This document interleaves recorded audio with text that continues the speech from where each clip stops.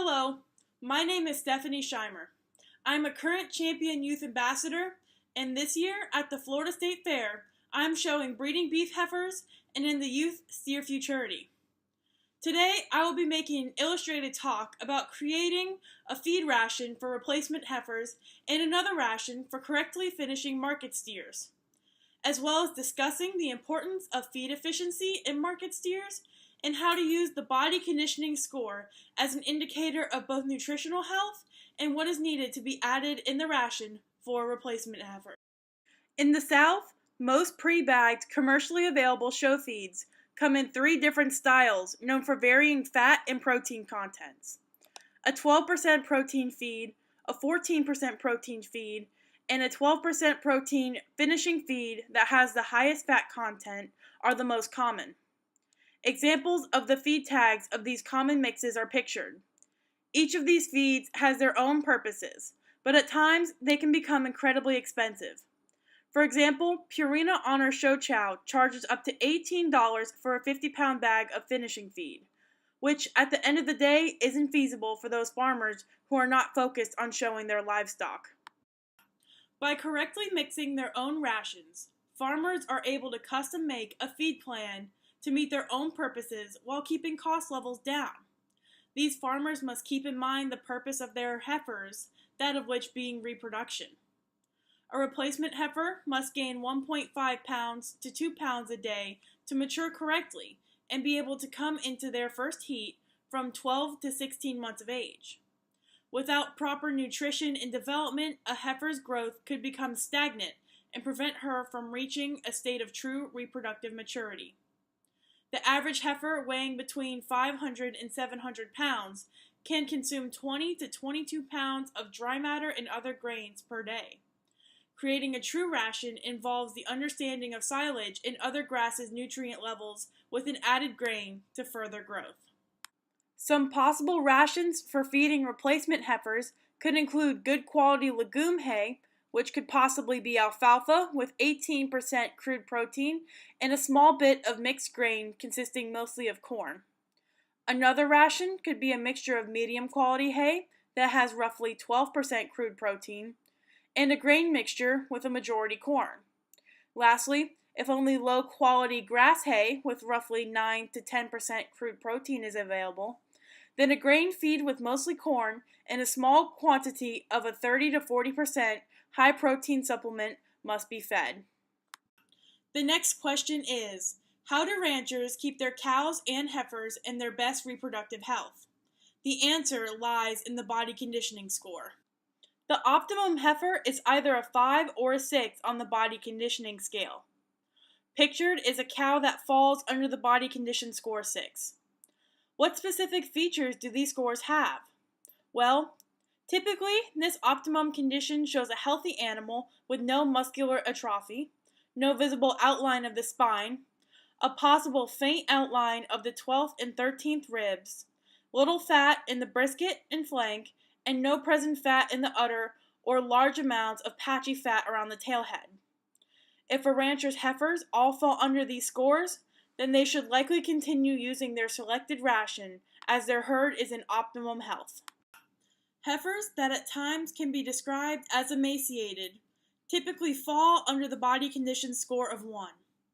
Any heifer that scores from 1 to 3 can be deemed as underconditioned and thin. Pictured is a Brahma heifer that falls under the body conditioning score of 1. Cattle that fall under these scores tend to display some form of muscular atrophy, defined as the decrease in overall muscle mass, which is typically wasted away. A visible presence of the spine in all ribs, hook, and pin bones throughout the body are evident. There are no fat deposits on the tailhead, in the udder, or in the brisket. Typically, cattle that fall under these scores are not receiving any grain and likely are consuming poor quality hay.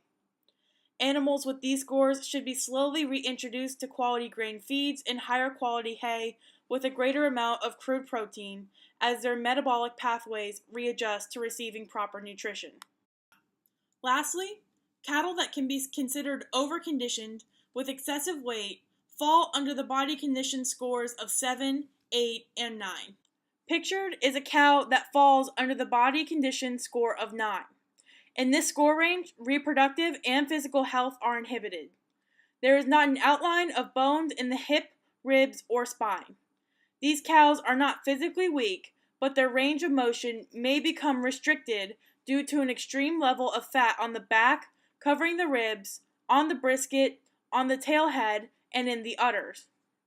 Fat deposits on the udders truly limit effective lactation. Typically, cattle that have been fed an excess amount of feed in a show program express this type of body score. To lower a body condition score, it may be effective to slowly work a cow off of feed, but continuously give them high-quality hay to maintain some form of nutritional consistency. In terms of market steers, rations take on different forms to correctly finish a steer. Finishing is the process of increasing energy levels in their feed in order to promote marbling, the white flakes of fat in the main red portion of the meat. Proper finish can be identified on a steer by viewing his brisket, cod, 12th and 13th ribs, top line, and tailhead.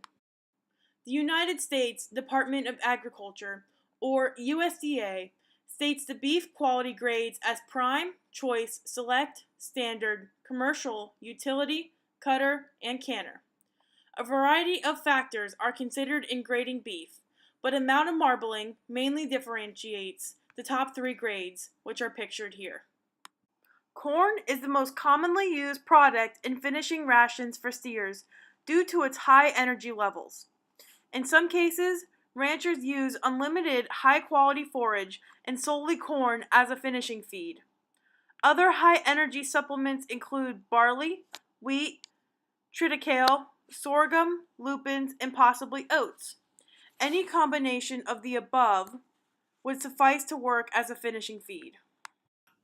In terms of feed efficiency, every rancher's goal is to feed as little as possible to generate optimum finish and a gain of 3 to 5 pounds a day in their market steers.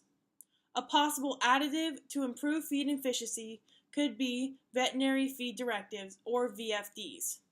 These are drugs that are intended to be added to a feed ration. VFDs are commonly used in cattle operations from commercial to show. By having steers that efficiently convert feed that allows for a rancher to save costs in purchasing feed sources, the cattle to finish easily, and the end product to cost less versus cattle that are not as feed efficient. Thank you for watching. Overall, proper nutrition in the forms of feed rations can lead to a properly finished steer and heifers that are both reproductively and physically sound.